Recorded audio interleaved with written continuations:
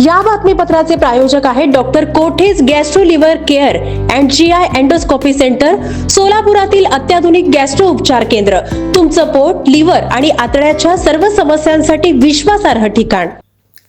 सोलापूर महानगरपालिका प्रभाग क्रमांक 22 मध्ये निवडणुकीच्या पार्श्वभूमीवर सुरू असलेल्या प्रचारादरम्यान विकास कामांबाबत नागरिकांमध्ये सकारात्मक व विचारपूर्ण चर्चा होताना दिसत आहे.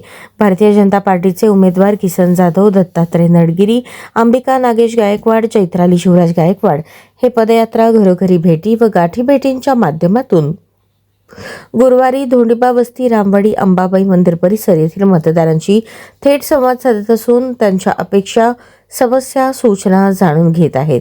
या प्रसंगी राजू जाधव, दीपक जाधव, कैलास हटकर, समीर सिकंदर शेख, अंकुश गायकवाड, फिरोज पठाण, शहनवाज कवठेकर यांची उपस्थिती होती. प्रभागात आतापर्यंत मूलभूत सुविधांसोबतच स्वच्छता व्यवस्थेचा दर्जा सुधारणे, कचरा व्यवस्थापन, सार्वजनिक आरोग्य सेवा, महिला व ज्येष्ठ नागरिकांसाठी सुविधा अंतर्गत रस्त्यांचे सुशोभीकरण, सार्वजनिक जागांचे सौंदर्यीकरण यावर भर देण्यात आल्याचे नागरिक सांगत आहेत. गेल्या 2 दशकांपासून प्रभागाच्या विकासाशी संबंधित असलेल्या नागेश गायकवाड यांच्या कार्याचा वारसा यंदा अंबिका गायकवाड पुढे नेत असून त्यांच्या संपर्क मोहिमेलाही चांगलाच प्रतिसाद मिळत आहे. आम्ही विकासाची आश्वासने देण्यापेक्षा नागरिकांना नेमका कोणता विकास हवा आहे हे प्राधान्याने जाणून घेत आहोत.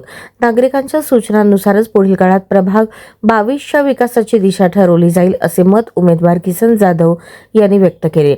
यापुढील काळात प्रभागासाठी दीर्घकालीन, नियोजनबद्ध व सर्वसमावेशक विकास आराखडा राबवण्याचा मानस उमेदवारांनी व्यक्त केला.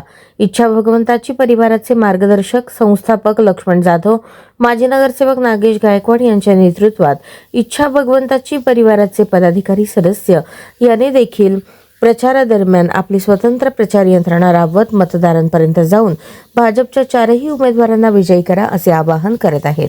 प्रचाराचा वेग पाहता 4ही उमेदवारांना मतदारांचा उत्स्फूर्त प्रतिसाद मिळत आहे. आज प्रभाग क्रमांक 22 येथे मतदारांच्या गाठीभेटी घेत असताना गेली 4 दिवस झाले सातत्यानं माझ्या प्रभाग 22 मधील तमाम भागामध्ये भारतीय जनता पार्टीचे अधिकृत 4ही उमेदवार, स्वतः मी किसन जाधव, माझे सहकारी नगरसेवक नागेशांना गायकवाड यांच्या सहभागी होते, अंबिकाताई गायकवाड, युवा सहकारी शिवराज गायकवाड यांच्या सहभागी होती, चैत्राली गायकवाड आणि दत्तात्रय नडगिरे असे 4ही उमेदवार भारतीय जनता पार्टीचे घरोघरी प्रचारार्थ फिरत आहोत.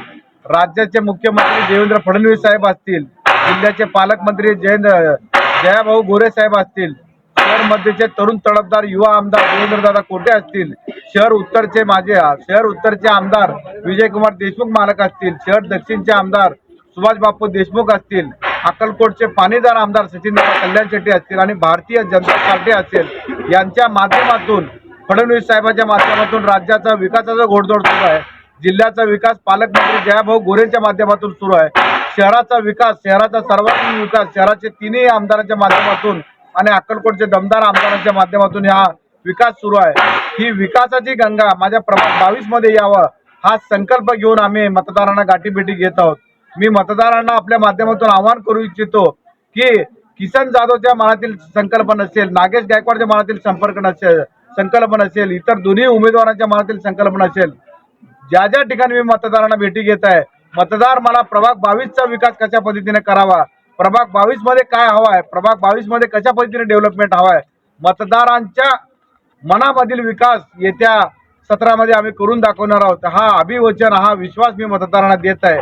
मागच्या कालखंडामध्ये मी आणि माझे सहकारी नगरसेवकांनी जो विकासाचं काम केलेलं आहे, त्या विकासाच्या कामाच्या जोरावर आम्हाला सर्व मतदार भगिनी, मतदार बांधव, मतदार ज्येष्ठ बांधव आणि तरुण सर्व सहकारी उत्स्फूर्त असा प्रतिसाद मला देत आहेत. मी आपल्या चॅनलच्या माध्यमातून तमाम सोलापूर शहरवासियांना असेल, विशेष करून प्रभाग 22 मतदारांना असेल, कळकळीची आणि नम्रतेची विनंती करतो. येत्या 15 तारखेला सकाळी 7:30 ते सायंकाळी 5:30 वाजेपर्यंत आमचे भारतीय जनता पार्टीचे जे 4ही उमेदवार आहेत त्यांचं चिन्ह आहे कमळ. कमळ चिन्हावरील बटन दाबून पुन्हा एकदा या भागाचा विकास करण्याचा, या भागाचं काम करण्याची संधी आपण द्यावा असं आवाहन करतो आणि थांबतो. जय हिंद, जय महाराष्ट्र.